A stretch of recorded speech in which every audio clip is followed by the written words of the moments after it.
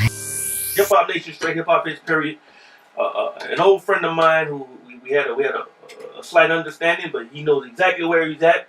He knows what time it is. Yeah. My good friend ScHoolboy Q is here. I'm here, man. I ain't a rookie no more. I don't make them type of mistakes no more. But you know what? You know what? You make laid back mistakes. Yeah. Because you're like, what the fuck, man? You know, I love your attitude. You don't have that pretentious, artist attitude. Just like you real people. Appreciate that, man. You know, a lot of people tell you that. Like, yeah, I hear it a lot, but at the same time, I'll be like, man, I wonder if these niggas telling everybody that.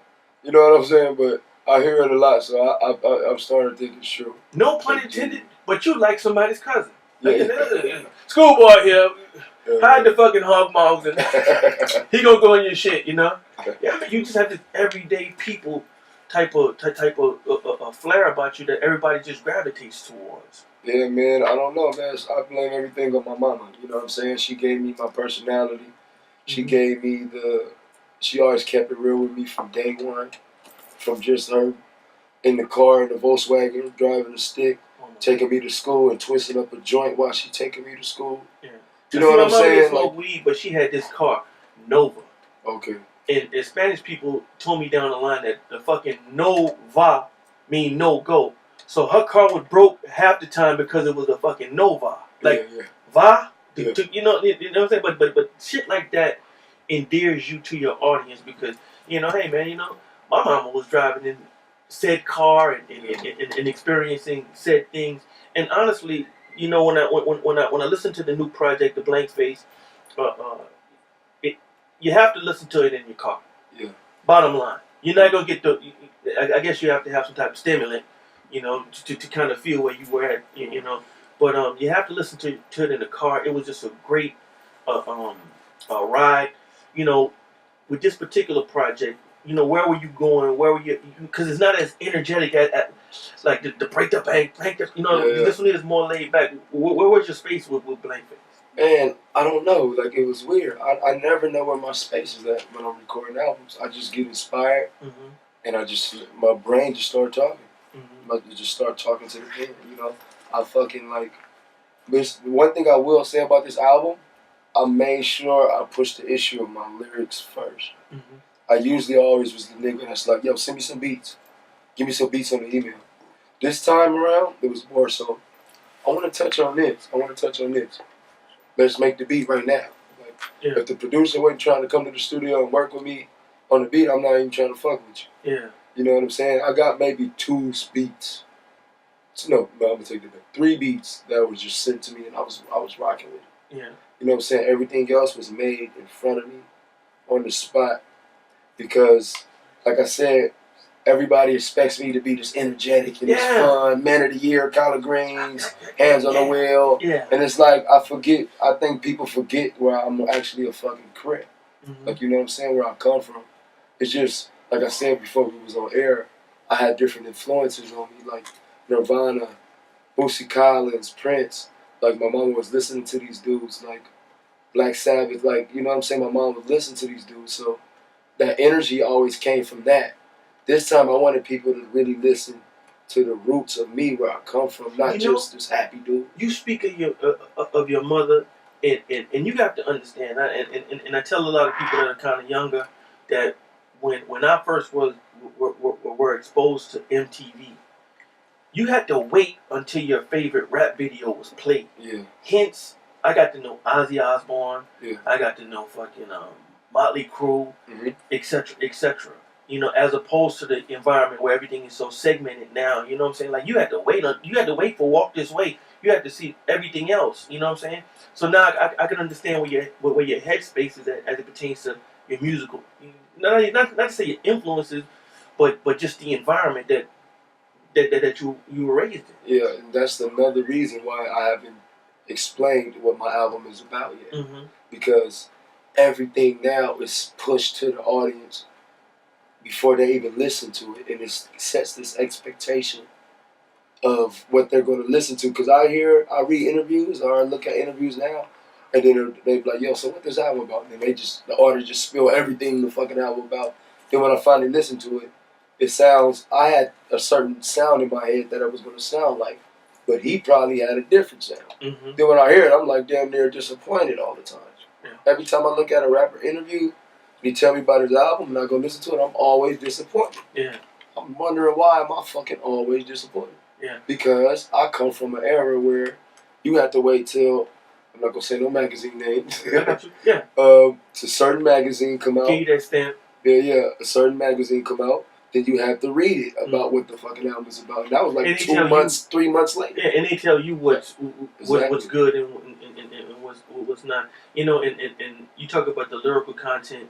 You know, the album has E40 on it, has Jada on it. You know, it has Vince Staples on it. Yeah. You know, like honestly, you know, just with those, with some of these names that's on the album. You know what? You challenge yourself because some of these guys, you know, hey, particularly the Jada shit. I had to listen to the Jada song like 3-4 times. The motherfucking 3-man weave with the Lord and the Devil. For sure. I'm like, yo, you know, like, you know, y'all going back and forth on that record. That's why I had to put a whole new song at the end. I'm like, I ain't about to do this nigga come in and just put a whole new song at the end. I'm like, I gotta get this nigga. He ain't about to do me like that. Switch you know what beat. I'm saying? Like, yeah, we're gonna switch it up, but I'm gonna come back for him. But that's beautiful that you challenge yourself. You know, that's beautiful. No, for sure. That's Jada Kiss, man. I expected that. Mm-hmm. I don't put nobody on my album to not outdo me. Like, yeah. What you got him on the album for? Like, that's my whole thing. You could have wrote another verse. Yeah. I want the nigga to at least, like, have the same, like, tier of verse that I have. If not, it's like, fuck, I put you on the album for. Like, Kanye verse, a little different. It was more fun. Like, it was a fun record. When we did that record, it was more so to be fun, not to be who had the better verse. Oh, he bodied it. Like, it was meant to be catchy and fun. Because my whole album, when you listen to it, it's serious all the way through. Yeah. Like, you know what I mean? So I needed that in my album. So I had to, you know what I mean? Yeah. I had to have some fun in it. You know, the last time, we saw each other, it was in L.A. Mm-hmm. and we were on the BET Awards and whatnot. And, you know, normally when I'm in L.A., I'm keeping a buck with Justin around the hotel. Yeah. I don't know the norms, the folkways, the mores. I don't know where to go. You know, and everybody wants these tours and everything like that. But your album, your projects, it takes us into your world. You know, good, bad, or indifferent. It takes us into, from the regular shit. Like, people just wanting to borrow shit. And you know what I'm saying? Come on. Like everybody got that person in their life. But then the flip side of it, you take us to places within your music that, I wouldn't dare go when I'm in LA without a cosign. Yeah, sure. Was that the intent? Yeah, for sure. Like, you got songs called, like, John Muir. Mm-hmm. I don't know if you know that song off the top of your head, like, what it sound like, but what I'm saying, belling through the motherfucking street, y'all. Never had a motherfucking weed card. I'm down a flatline, nigga. You know what I'm saying? Like, 13 with my motherfucking heat, y'all. Nigga called case trying to take your fucking screen off. Like, you know what I'm saying? Like, that's just like my whole, like, that was literally when I started game banging, 12, 13 years old. Like, I got my first gun at 13, you know what I mean? It was a little ass deuce. I stole it from an old ass lady, like, out her house. Like, broke in her house and stole a gun from her. Yeah, like the infatuation, and I have to say it like that because, we on the outside looking in. I'm talking about from Boys in the Hood, the movie, to Colors. That don't paint LA at all. That's why on Torch I said, I could take you spots where gangsters woke, with real dime moves and lokes. Boys in the Hood weren't even close.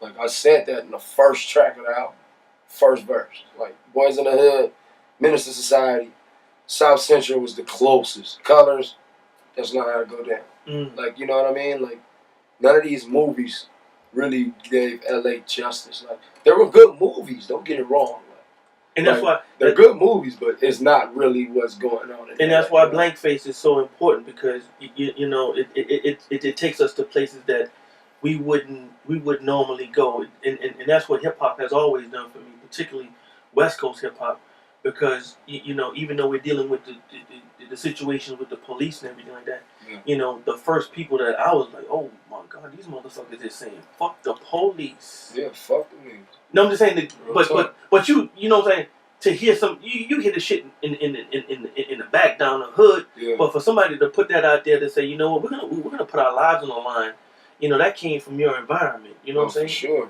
And like, that's another thing. let me clear that up too.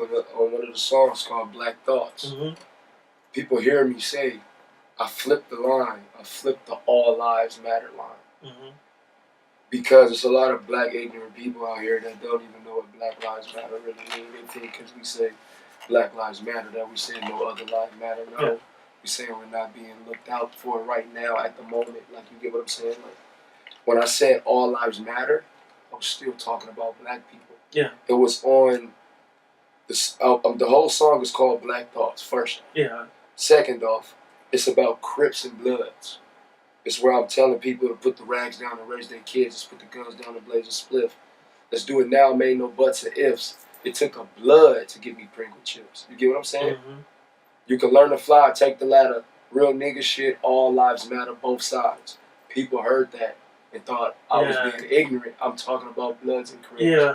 You get what I'm saying? Yeah. I flipped the All Lives Matter line and made it still black. You get what I'm saying? I'm talking about black and blood.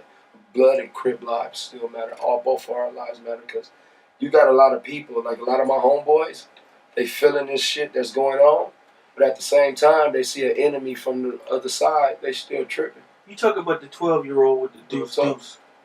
Now you're a grown man. Yeah. You know, with a kid. Your kid was was the face of your project. How has your mentality as it pertains to the environment that you came out of or that you come from, how has that flipped now that you're grown, you have responsibilities, you have a baby? That shit ain't in my life no more at all. Like, I just talk about it through the music. That's my past. That's what music is about. It's about your life experiences. It could be present, past, even future. Your dreams. Like, I'm talking about my past. I'm not one of the rappers that be in the hood. No, I don't be in the hood. With the pull of the hood with us. Like, even with me, you don't come back, nigga. You don't, he ain't XYZ because he don't come back and he don't do for XYZ. Do you feel that type of pressure? No, because I do stuff for my community. Yeah. I do things. Last year, I haven't been able to do nothing recently because I've been touring the goddamn world. Yeah, exactly. But I grabbed every kid off my block that all my friends took him to Disneyland. Other than that, I went school shopping for every little kid on 51st Street, Mexican, Black, El Salvadorian. I went school shopping for them. You get what I'm saying? Yeah. Like, I do things for people on my block, but I can't be the one that's just sitting over there all day putting my homies on Instagram. You know what I'm saying? This is a bunch of people, millions of people that's going to see this. You know what I mean? They knowing the faces. They knowing, they recognizing these houses that I'm in. Yeah. That's why I never really like to put people in my homeboys, in my videos. I finally got over that thing and I started putting them in there. But it was more so of a positive cause. Yeah. I'm trying to help them change their life. Got a homeboy he don't even know. He's a star actor. He don't even know it. I got 2 homeboys that rap. Trying to change their life in that way. You know what I'm saying? Yeah. But I never wanted to put them in the videos because I'm not going to be in the hood. Yeah. Y'all still got to be in the hood. Niggas recognize your face. Honestly. I was that same dude when I was gang banging. I used to be looking at niggas' faces like, oh, I'm going to get him. Yeah. As soon as I see him, I know who that is. You get what I'm saying? But I think the gift of ScHoolboy Q is the example. You know what I'm saying? Like, the gift of you and Kendrick and all of these guys, hey, guess what? The example that you guys giving is bigger than any goddamn turkey or bike or any other shit that you could possibly give.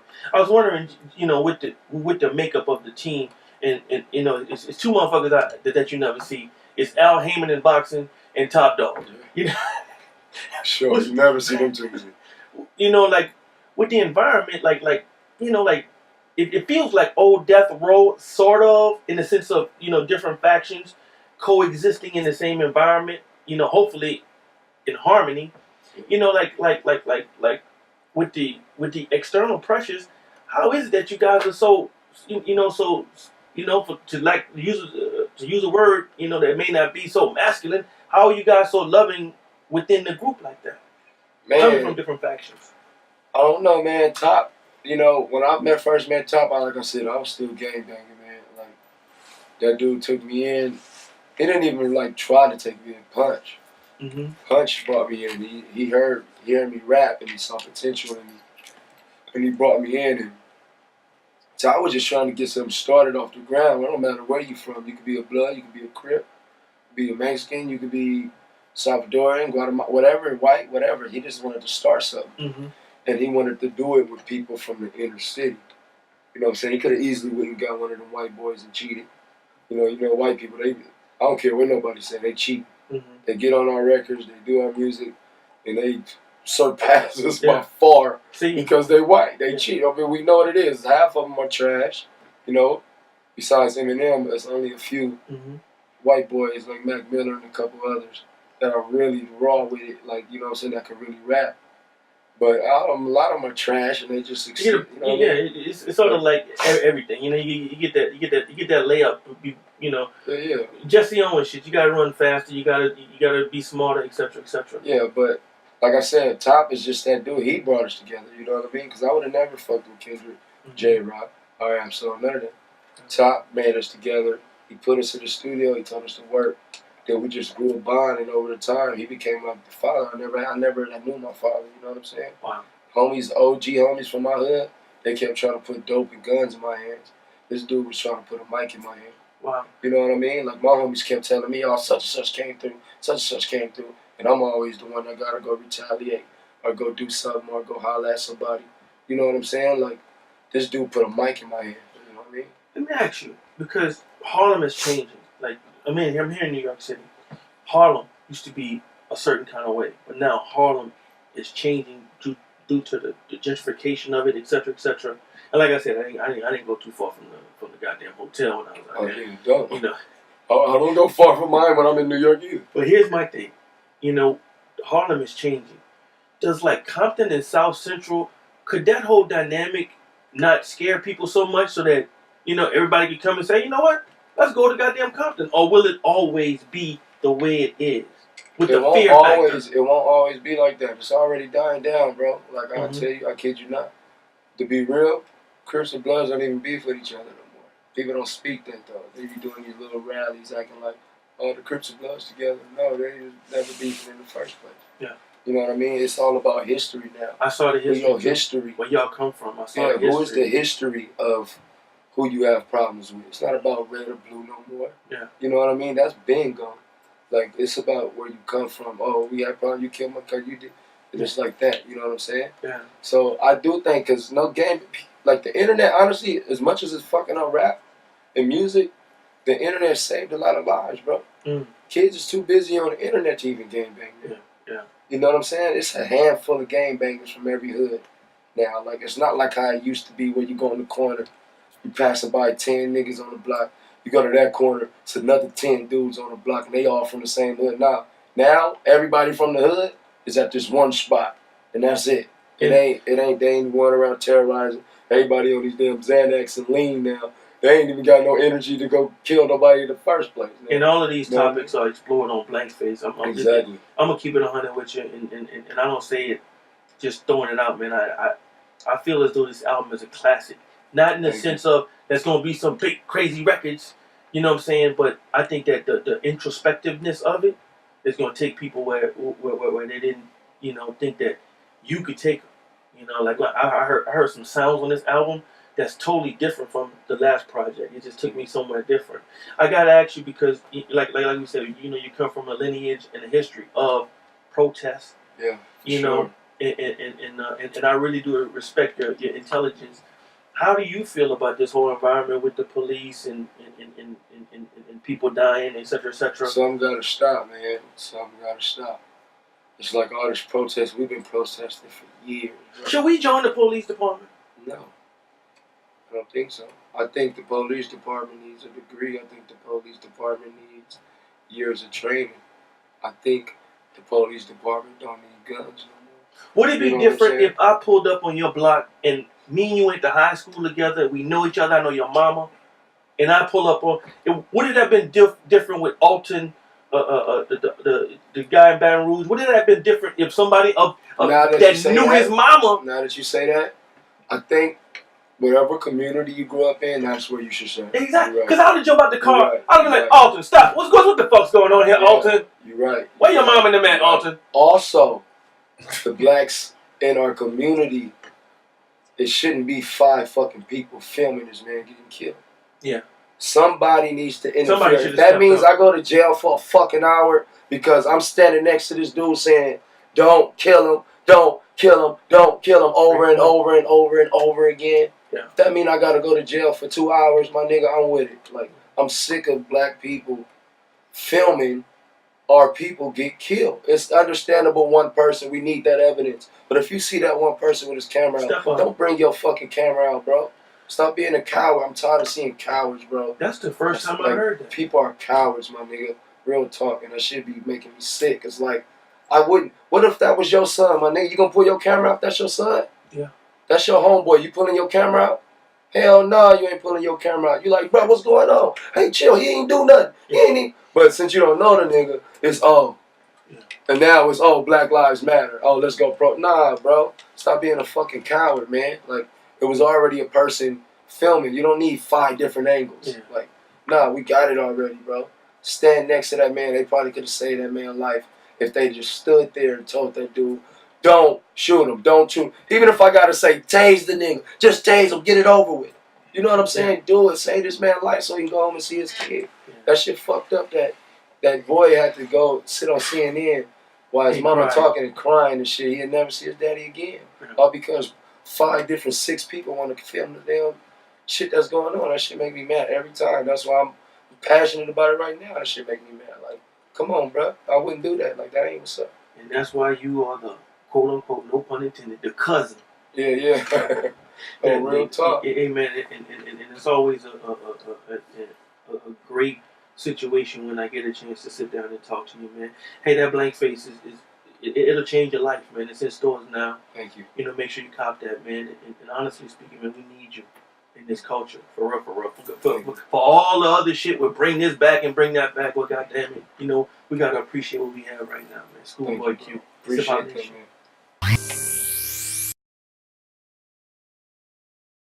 So, with this particular project, you know, where were you going? Where were you? Because it's not as energetic as like the break the bank, you know, this one is more laid back. Where was your space with Blankface? Man, I don't know. Like, it was weird. I never know where my space is at when I'm recording albums. I just get inspired, and my brain just started talking. I just start talking to the pen. You know, I fucking like. One thing I will say about this album, I made sure I pushed the issue of my lyrics first. I usually, but shit like that endears you to your audience because, you know, hey man, you know, my mama was driving in said car and experiencing said things. And honestly, you know, when I listen to the new project, The Blank Face, you have to listen to it in your car. Yeah. Bottom line, you're not gonna get I guess you have to have some type of stimulant, you know, to kind of feel where you were at, you know. But you have to listen to it in the car. It was just a great ride, you know. Hip Hop Nation, straight hip hop is period. An old friend of mine who we had a slight understanding, but he knows exactly where he's at. He knows what time it is. Yeah. My good friend ScHoolboy Q is here. I'm here, man. I ain't a rookie no more. I don't make them type of mistakes no more. But you know what? You know what? You make laid back mistakes. Yeah. Because you're like, you know what the fuck, man. You know, like I love your attitude. You don't have that pretentious, you know, artist attitude. Just like you real people. My mama, you know what I'm saying? She gave me my personality. She gave me she always kept it real with me from day one. From just her in the car in the Volkswagen, driving the stick, taking me to school and twisting up a joint while she taking me to school. Yeah. You know what I'm saying? Like weed, but she had this car, Nova. Okay. And Spanish people told me down the line that the fucking Nova mean no go. So her car was broke half the time because it was a fucking Nova. Like va, you know what I'm saying? But appreciate that, man. You know, a lot of people tell you that. Like, I hear it a lot, but at the same time, I'll be like, man, I wonder if these niggas telling everybody that. You know what I'm saying? But I hear it a lot, so I'm starting to think it's true. No pun intended, but you like somebody's cousin. ScHoolboy here, hide the fucking hog mogs and he gonna go in your shit, you know? Yeah, but you just have this everyday people type of flair about you that everybody just gravitates towards. Yeah, man, I don't know, man. I blame everything